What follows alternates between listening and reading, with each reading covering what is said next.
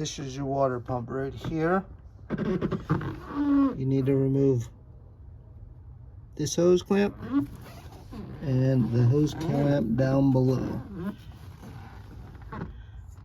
And then you'll loosen this bolt, and then the one down below that will free the water pump so you can pull it off. All right, now that you got it out, make sure you mark which way is up. And in this case, I have a little scratch mark there that I made, but I also know how it goes in. But make sure you don't reverse it, otherwise you'll be, instead of sucking water into your boat, you'll be pumping it out of your boat and you'll blow it up. So I simply know that this side is up.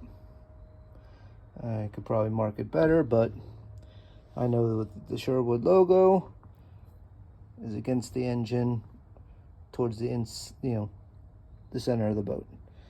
And now all I got to do is take 1, 2, 3 screws off, and I believe they are 7/16, but I'm not 100% sure. But I'm going to take that apart and I'll crack it open. Just twist it open, pop it up. Everything looks pretty clean there. It's not bad. I'm just going to set that just like so. And pretty uneventful. No fins broken off. Just a routine swap out. So I'm going to try this out a little bit. Oh, yeah. And there's also a paper gasket and a rubber gasket. The new one should have a new one, so we'll replace that. So yeah, pulled that out. There's a little bit of dry rot on there. Yeah, these fins are old. Good thing we're replacing that. So that side was down like so. New kit has all the goodies in there. Pop this open.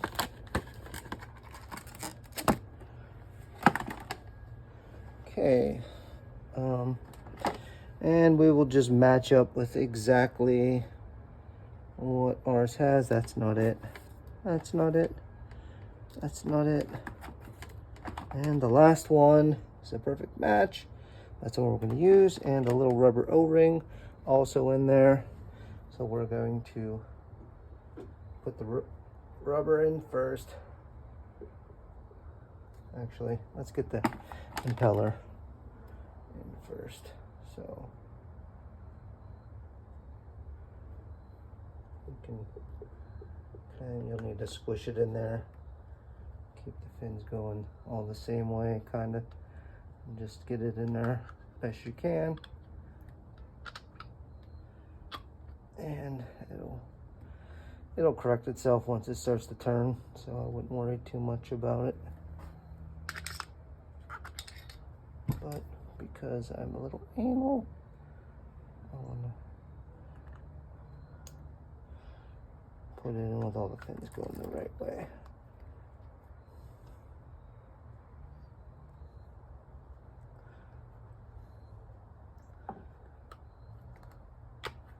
So fins are all in there like so. Rubber O-ring goes in place.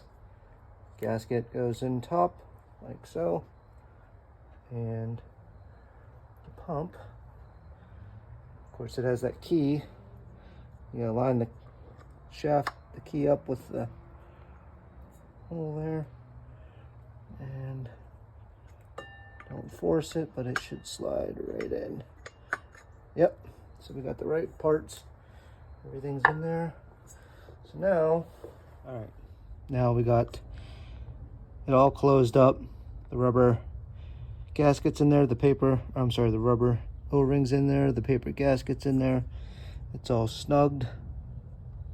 It's ready to install. So we got to make sure we put it in the correct way, which is, for me, it's like this, just like so. So I'm going to first get it back into the hoses, and then I'm going to bolt it back up.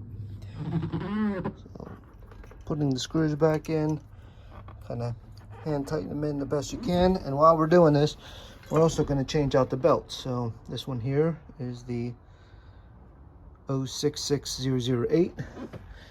It's the old one, and I got a brand new one. Let's see, right here. Oh, there it is. So let's throw that on.